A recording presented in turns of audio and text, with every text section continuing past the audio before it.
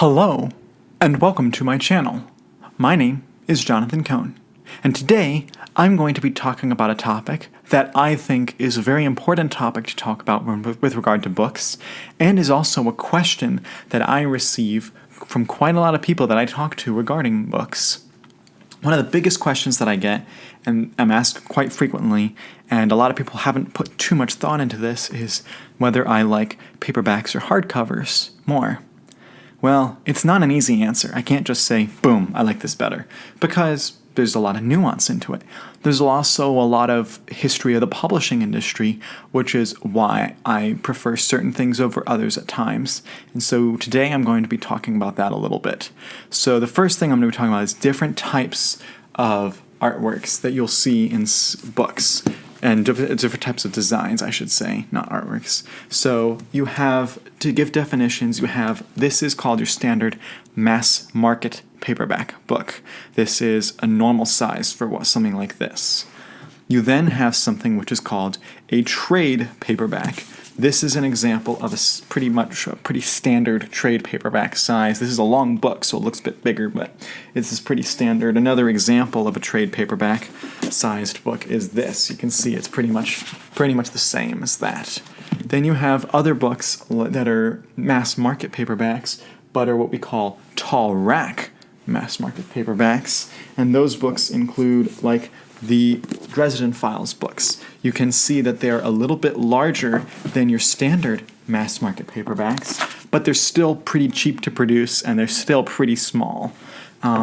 You then have something which is your mega, which I don't even know if there is a term for this, I should say, because it's not really used. This is a trade paperback, but it's a large trade paperback. When you compare it, you can see that it is taller and wider than its other contemporaries. This is more standard. This is the mega one. This is a very large one. So I'll just call it the mega trade paperback. If someone knows a more accurate term, I'd love to know that. When I search it, there's not a consistent term. Different publishers use different things. Then you have your hardcovers. Now, the pretty standard hardcover looks kind of like this. The reason I chose this book is because I happen to have some copies of different types of editions of this book because of collecting that I've done over the years.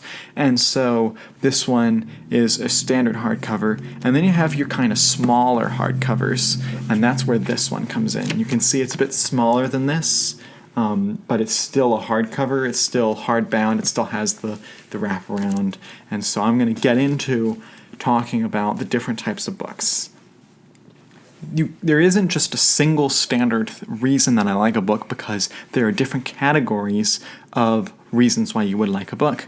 For some people, it's display purposes. For some people, it's portability. For some people, it's accessibility. For some people, it's how do your hands feel after reading it. For some people, it's about the print size. For some people, it's about other things. And so, for me, I have some things. If I'm talking exclusively about displaying, obviously the answer is hardcovers. Hardcovers look nicer, and they display much nicer and more neatly, in my opinion, than other books do.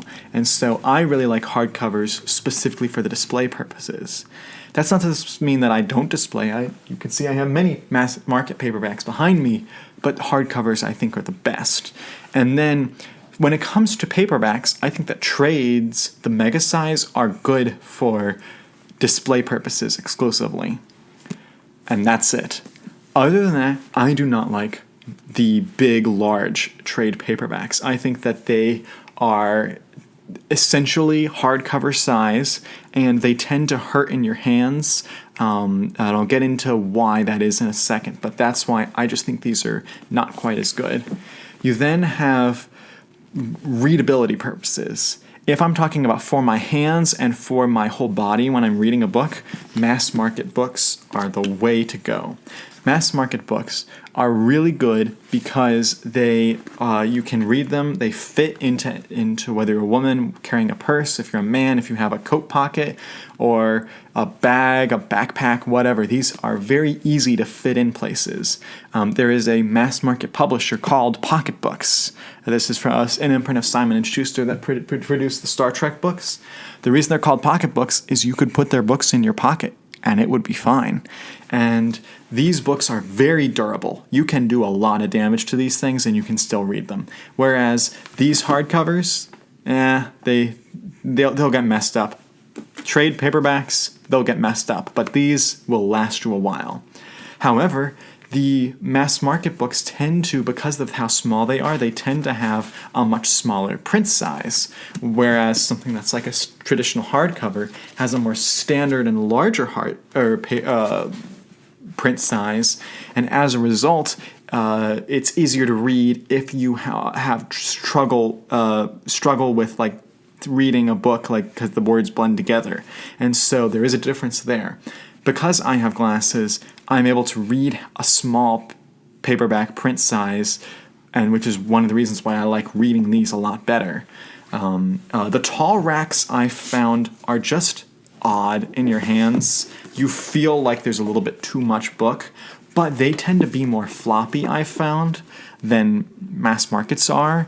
And same with trades. Mass market books that are trades that are floppy, like this one, oh, that's super floppy, and so it sits in your hands real nice in that sense. But if I'm going to read this book for a long period of time, it's going to start making my knuckles and my ligaments and everything in my hands hurt more, and so that's why I don't like to curl up for hours on end with a trade paperback.